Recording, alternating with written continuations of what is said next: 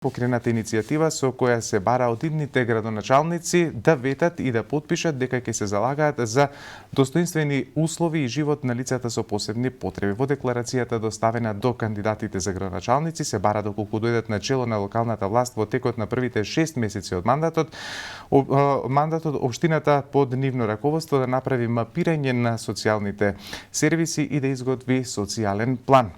За оваа иницијатива стои ресурсен центар на родители на деца со посебни потреби, а ние разговараме со координаторот Маргарита Милошевска. Маргарита, добро утро.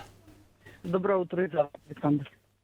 Упативте повик до сите кандидати за градоначалници да потпишат декларација со која се обврзуваат да го слушнат гласот на заедницата на лица со попреченост и нивните семејства. Што всушност се бара со оваа декларација од идните градоначалници?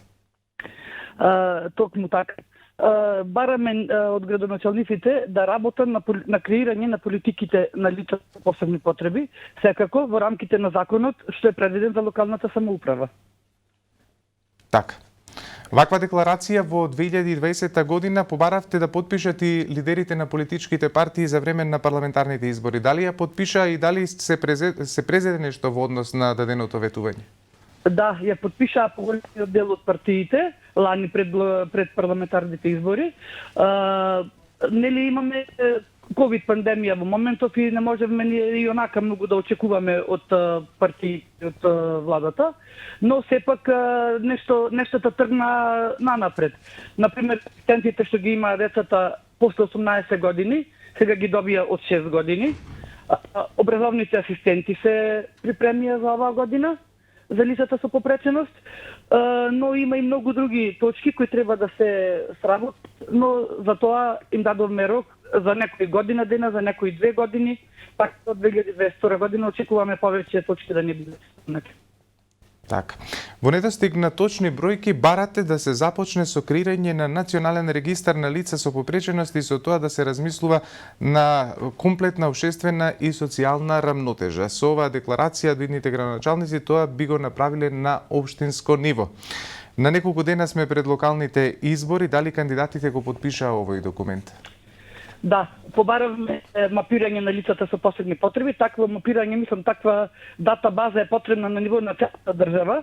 Меѓутоа, убаво е и градоначалниците да направат во соработка со нас една дата база, мапирање на проблемите на лицата со посебни потреби и во тој контекст градоначалниците да можат и да знаат што треба да направат во својата општина.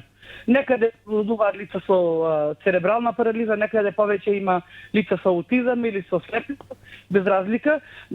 Према таа дата база, према тоа мапирање на проблемите на лицата, градоначалникот би знаел што и како треба да направи за лицата со попреченост. Својата општина секако.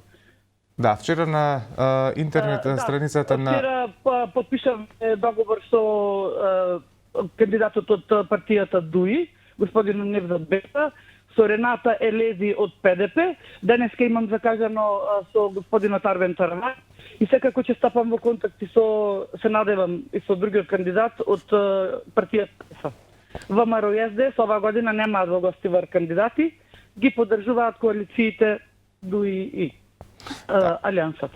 Така, колку што имав можност да прочитам на интернет страната на ресурсниот центар на родители на деца со посебни потреби, велите дека со целосна инклузија на децата со посебни потреби и во работните односи, онаму каде што има можност, ќе се помогне на два начина на државата со тоа што ќе се ослободи едно работно способно лице, се мисли на родителот, а ќе му се даде работа и економски ќе биде независно и лицето кое што се вработува. Точно тоа, од тоа мапирање на лицата со посебни потреби во локалните општини, секако и државата ќе има растеретување и корист од тоа, бидејќи ако се види дека лицето е работоспособно, ќе му се даде работа и ќе биде државата слободена од тие додатоци што ги прима лицето. Значи, обострана корист имаме и ние корисниците и државата. Кои се вашите очекувања од идните градоначалници? Па се надевам дека ќе работат. Неколку години наназад веќе почнате да се мисли на овие лица. Активно, затоа што ние здруженијата сите упорно бараме, притискаме и до владата и до локалната самоуправа да почнат веќе еден ден да гледаат равноправно на овие лица и се надевам дека ќе почнат да работат на оваа проблематика. Конкретно во мојата општина, мислам дека овие 4 години добро е нешто сработено во Што е она што најмногу ви фали еве конкретно во вашата општина во Гостивар?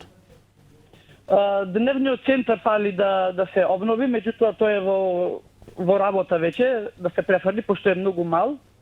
Дневниот центар значи не да биде до 4 часот да работи, него целодневно и да биде барем со повик или со закажување и сабота и недела, да ние родителите се растретиме, да можеме да појдеме на свадба некаде, не дај Боже на погреб, на кафе, да има едно растретување за родителите, бидејќи многу често се случува кога имаме убави семејни работи, да не можеме да појдеме со децата и секогаш или едниот родител оди или другиот, или поточно јас како самохран родител немам каде да ја оставам малата и пропуштам многу работи и не можам да појдам, а и нас ни треба едно растеретување од секојдневните проблеми.